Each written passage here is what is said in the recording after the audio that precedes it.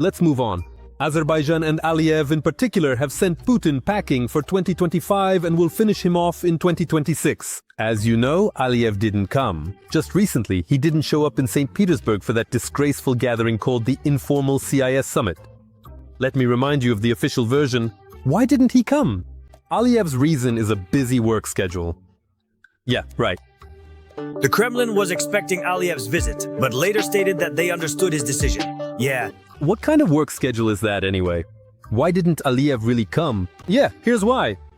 Tensions arose between Russia and Azerbaijan after the crash of the Az-al-Vakhtau plane due to the actions of Russian air defense in December 2024. Okay, wait, let's go through this step by step. Just look at this. Putin is making humiliating excuses to Aliyev, like a pathetic schoolboy in front of the principal. After the Azerbaijani plane was shot down, he met with Aliyev for the first time. Yeah, that was really fucked up. An epic humiliation for the nasty duckling. Bowing to Aliyev, apologizing and begging for fuel. So, who's humiliated here and who's the real leader? Well, the answer to that question is obvious. It's me. Alright, now let's get serious. On December 25th, 2024, a Russian missile strikes an Azerbaijan Airlines plane. 38 people are killed. The blame for the fact that Azerbaijani citizens, the responsibility for the deaths in this disaster lies with representatives of the Russian Federation. Yes, Ilham Aliyev stated this clearly, but for a long 10 months, the Kremlin cannibal refused to admit Russia's guilt. He sent humanitarian aid, you see, a humanitarian, in A Russian Ministry of Emergency Situations plane takes off for Akhtau, carrying medical personnel and the necessary additional equipment on board. And now guys, take a look at this photo. You definitely won't see it on Russian state TV. The year 2025 already gone by. Cornered on all fronts, frightened, hunched over, humiliated, under Aliyev's stern gaze, Putin apologizes for shooting down the plane and begs him not to punish him. You know, for me, this is one of the most striking impressions of the year 2025. I not only apologized for the fact that the tragedy happened in the sky over Russia, but also expressed my deepest condolences to the families of the victims. And yet the paradox of the situation is that Russian propaganda, Russian state TV always portrayed Putin as an alpha male. Well, remember, sometimes he'd show off his bare chest, then he'd fly with the cranes or climb into a fighter jet. But now that's it, all the masks are off. A pathetic creature, just mumbling pitifully over there. And from the absurdity of all this Putin nonsense, it seems Aliyev's eyes just about popped out of his head. Just look at this. Aliyev was listening to Putin, but he kept averting his eyes, looking away and down at the floor. Aliyev's face at that moment, there are just no words. And now let's get back to the main point. It's been more than 2 months since those apologies. And apologies aren't enough. There needs to be accountability. And Aliyev insists on this. But the Kremlin cannibal has no intention of doing that. Just listen. However, over time it became clear that words were not followed by actions. Almost 2.5 months have passed since the fact of Russian air defense involvement was acknowledged. During this period, none of the elements of the minimum responsibility standard were met. The investigation is dragging on, compensation has not been paid, and those responsible have not been named or punished. And of course, in this context, what CIS gathering? Aliyev will never in his life come to St. Petersburg. That's a rational signal.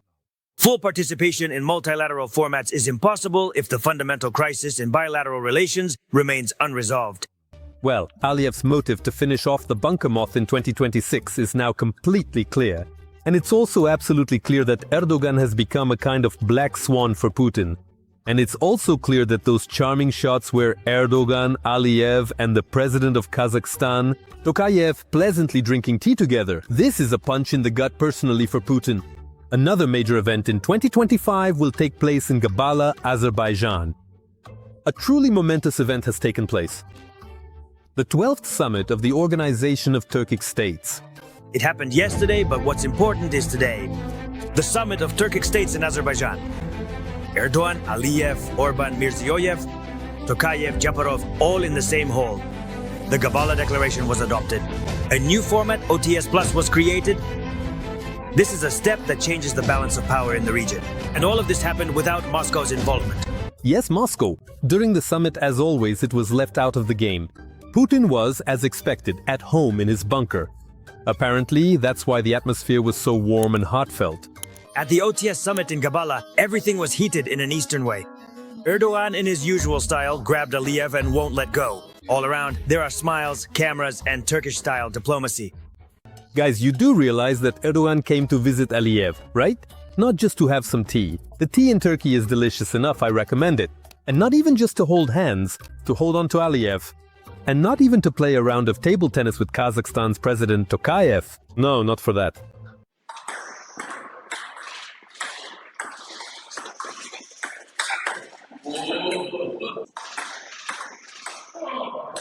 It's about something else. Now pay attention. Since 2015, ever since Putin sent his planes into Turkey, Erdogan has been dreaming of a great Turan, a military alliance of Turkic peoples. It's kind of like that. An alternative to NATO right under Putin's nose. And it's no coincidence that he's coughing. The thing is, the Great Turan would include Turkey, which, by the way, has the second largest and most powerful army in NATO, Azerbaijan. Aliyev, who personally hates Putin, as you already know very well, Kazakhstan and even Uzbekistan. Well, they've completely lost it, haven't they? It's just nonsense, really.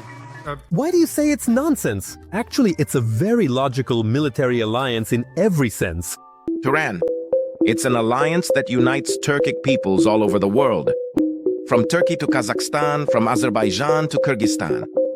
Turan is not just a word, it's a dream, an idea that burns in the hearts of many. Yes, the Great Turan truly burns in many hearts. After all, we should also remember the historical background of the Great Turan. It's important to remember it and never forget. If modern Turks look at Kazakhstan with love as their sacred ancestral homeland, that's wonderful. And I fully support that. But history is history. Yet, from a military standpoint, when this summit of Turkic peoples took place, it became clear. The leaders gathered in Gabala and made a clear decision. Putin must be finished off. This process is already underway. This is a step that changes the balance of power in the region. And all of this is happening without Moscow's involvement. And now another extremely important topic. In 2025, the president of Kazakhstan, Tokayev, also gave Putin a hard time, personally. The president of Kazakhstan, Kassym-Jomart Tokayev, once again demonstrated his signature political flexibility. At the summit in Dushanbe, he conducted a dialogue with Moscow calmly and confidently, but strictly on his own terms. On his own terms, indeed, because Kazakhstan is breaking free from Moscow's influence and doing so with confidence. Tokayev is no fool after all. He understands perfectly well that it's better to be friends with the powerful of this world, not with loser Putin. It's better to do business with Xi Jinping, right? Buyurun Putin.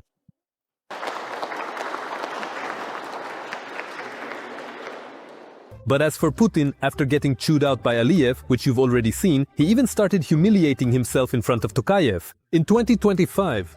And the expression on the face of Kazakhstan's leader at that moment is simply priceless. As they say, a picture is worth 1,000 words. we value our relationship with Kazakhstan very much, you know. I can confidently say that we have a truly special relationship. Oh, a special relationship, that's not the right word. Here's a concrete case. I'll say it again. Tokayev, he's a big fan. I'd even say a professional at publicly rubbing Putin's nose in it. ChatGPT. Students use this tool. They say that even some political leaders turn to ChatGPT to help them draft a proper speech. Did you see Putin's face at that moment? What artificial intelligence does he need when he doesn't even have his own? Well, you know, Putin and the internet is a whole separate big topic. You could even make a whole program about it. If you want, we can do it. He doesn't know how to use the internet at all. He gets his information from so-called folders. And he's afraid of the internet. Do you know why? Because even there, on the internet, he sees Americans everywhere. Back at the dawn of the internet as a special RU project, the USA, and, well, that's how it keeps developing. Oh, Putin, you'd better stop worrying about American spies and look at how Kazakhstan is bringing you to your knees, so far only economically. Well, for now. Oil is Moscow's main resource, and it's going to disappear soon. Yeah, sure, it's going to disappear. Just look at what Tokayev is doing. How he's just wiping the floor with Putin. This happened right during the New Year's holidays.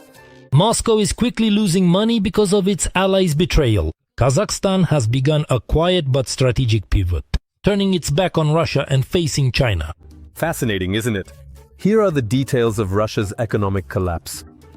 Astana is redirecting part of the oil from the giant Kashagan field toward China. In December, China will receive about 50,000 tons of Kashagan oil via the Atasu-Alashanku pipeline for the first time.